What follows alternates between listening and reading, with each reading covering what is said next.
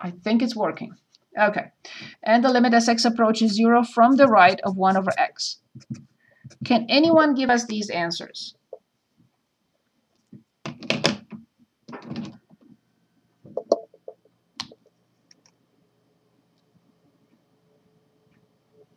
Anyone? Would it be negative infinity and then positive? Very good. This automatically means something we already wrote, and I wrote it here, that x equals 0 is a vertical asymptote. Great job. So by infinite limit, we mean we calculate the limit of a function as x approaches a number, and the answer is infinite. Infinity, negative infinity, or positive infinity. This is what we mean by infinite limits. So here's another example, and then we choose together.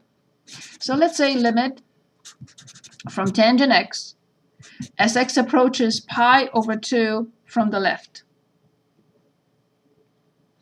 Again, we did talk about tangent. I put in arctangent here, but we also graph tangent. So I'm going to add it as tangent x. So we did graph tangent. Let's graph it again. It has two vertical asymptotes, x equals negative pi over 2, and x equals pi over 2. It has infinitely vertical asymptotes, but on the domain, this is how it looks like. This is y equals tangent x, x origin y. Okay. Again, it's a periodic function. I can continue forever, both sides. But let's stick with the general domain. So can anyone tell us what is the limit of tangent as x approaches pi over 2 from the left? Would it be infinity? That's it. So therefore, we know that x equals pi over 2 is a VA as well as negative pi over 2. Okay, keeping this in mind, I'm going to share my screen. Okay, so determine the infinite limit, anything but between 29 and 40. You choose.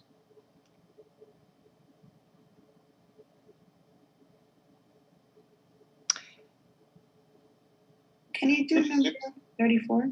34. Let's take a look at 34. Excellent pick. Let me copy it and then I'll stop sharing. So 34 into dot 2, and this is limit as x approaches 0 from the right from natural log of sine x. Great job. Perfect. In order to determine this limit or limits in general, here's a note. First step in finding a limit is to plug this value, which is a, right? We are looking at the general form as x approaches a. This is our general a, but in this case is 0. Plug a in the function.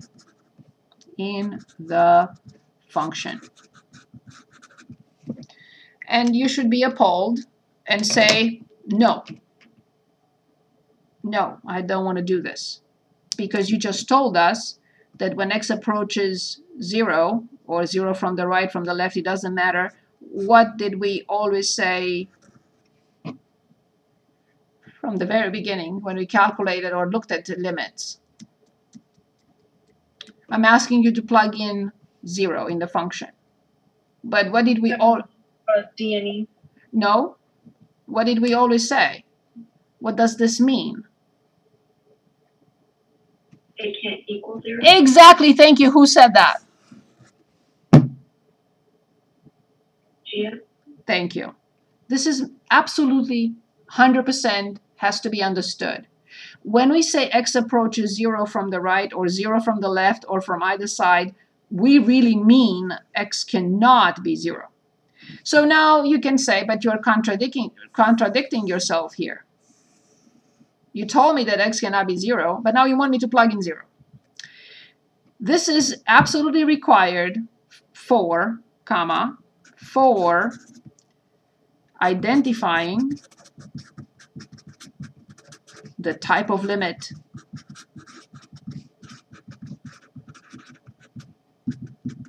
you will see why this is so important. I have to plug it in. Okay, so let's do that. So 0 from the right. First, as you notice, this is a function composition.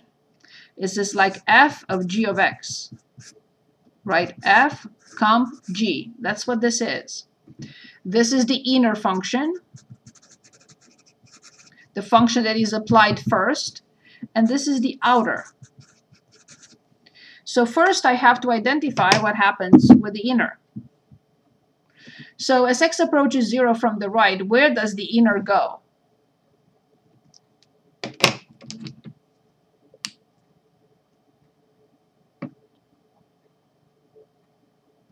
X approaches 0 from the right. What is the value of sine x? Where does sine x go?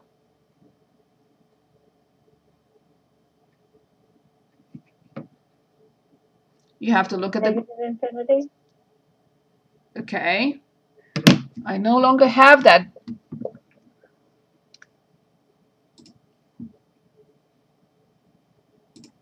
So the reason I'm showing this is only because I want you to go back to it.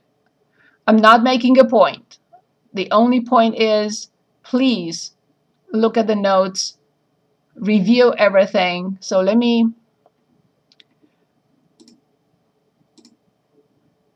because otherwise it will be very difficult for us to make progress. Very difficult. Where are my lecture notes? Right here. From the first day of classes. We reviewed where sine x is evaluated. We reviewed where cosine x is evaluated. No one can say that sine goes to infinity, right? Sine is a bounded function. The smallest that it can be is -1. The largest that it can take as a value is 1. So if you have not looked at this and studied this, you are behind, a week behind. And we have to move on. I have to finish. And I will not be able to otherwise. So, coming back. Good, back.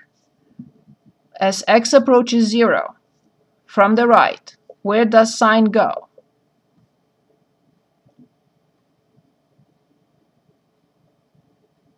Are you looking for us to say sine decreases?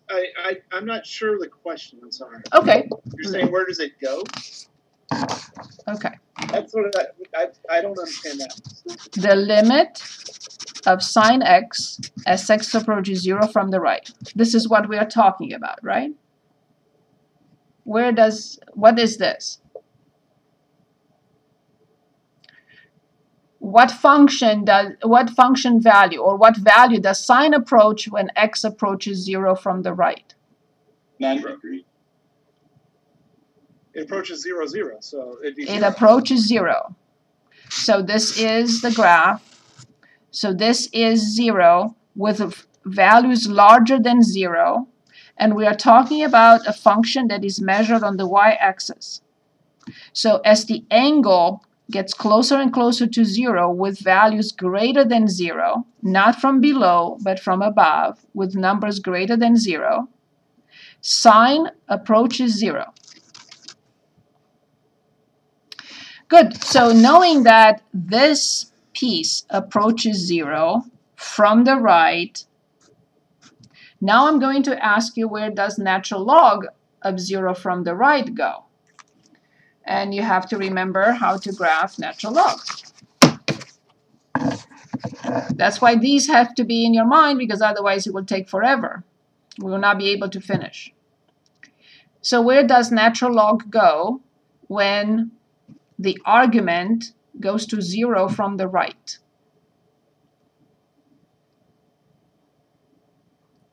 It goes to 0 as well. Let's follow the graph.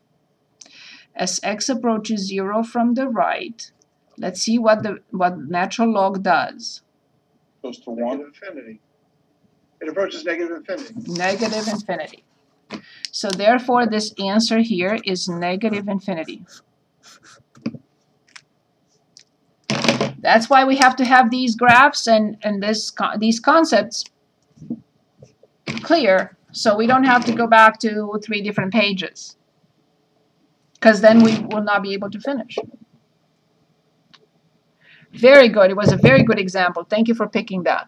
Any questions on this? Okay, back. Where is my book? Right here. Okay, I would like to look at one more, and then we can continue. I don't think there is anything after this. No. Okay. And then we can start to that 3. Okay. So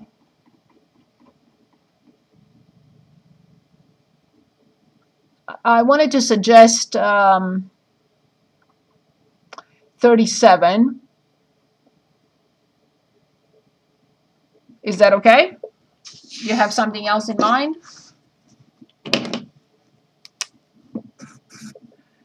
Okay, then 37. So we have limit as x approaches 1 from x squared plus 2x, x squared minus 2x plus 1.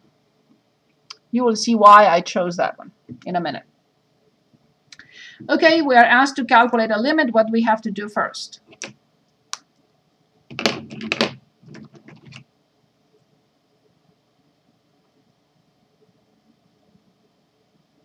Anyone? Plug 1 in for x. Say it again.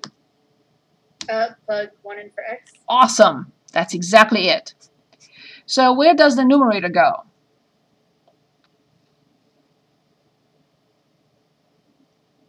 Three.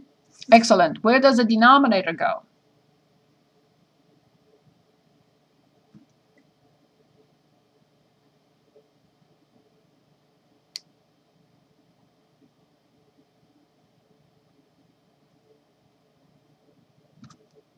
Zero. Good. So this is an indeterminate case. This is an undefined case. And we know that the undefined situation, so let me just give a note here. Here it is. 0 over 0 is an indeterminate. This is a second indeterminate case. We already know one, this one. 0 raised to 0. This was one that we just discussed, and we called it an indeterminate. This is the second one. So this has hope that the limit exists. I said has hope. There is no guarantee. But this one, a number, any number, not 0, divided by 0, no hope that the limit exists.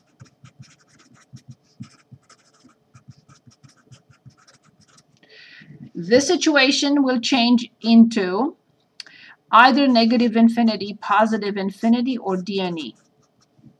Guaranteed. I don't know which one. But this one has hope, but I don't have 0 over 0. I have a number over 0. Since the limit is from either side, I must determine both sides, left and right hand side limits. Find both left and right limits. Only because this is from either side. If this were from the right, I would have determined just the right. If it were from the left, I would have determined just the left.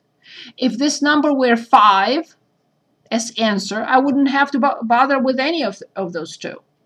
But if the limit is from either side and the initial answer, the type of limit, is the undefined situation, or this one, a number over 0, same thing, then I have to determine both the left and the right limits. Only in this situation and this situation. Both have to be there at the same time. The limit from either side and a number divided by 0. If both are there, then I have to find both limits. Fine. So I have limit as x approaches 1 from the left, from x squared plus 2x over x squared minus 2x plus 1. And let's see what this one gives. And then I have limit as x approaches 1 from the right, from x squared plus 2x over x squared minus 2x plus 1. If this is positive infinity and this is negative infinity, what do I write for the final answer?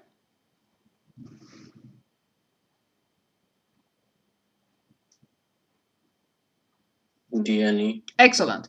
What if this is negative infinity and this is negative infinity? What do I write for the final answer? Negative infinity. Obviously. And if it's positive, positive, I write positive. Awesome. Good. The numerator doesn't change. It was 3 from the left. It was 3 from either side. It has to be 3 from both sides. It's the same thing. The denominator is definitely 0, stays the same on both sides. But I need to find a sign. Is this positive or is this negative? Positive both, negative both. So here's one option. So let me share my screen. And I'm going to go to plug it in. So in y equals, I will put this function. It's a rational function. Clear everything. Do not forget, you need parentheses for the top, mandatory, plus 2x. And mandatory for the denominator in this case, x squared minus 2x plus 1. Close. I go to second in table, and I plug in numbers close to 0 from left and right. I plug in negative 0.0001 and see the sign, and then positive 0.0001 and see the sign.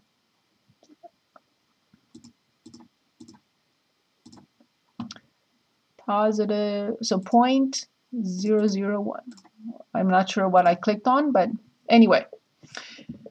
So from the left-hand side of 0 with negative 0.001, I got what type of number?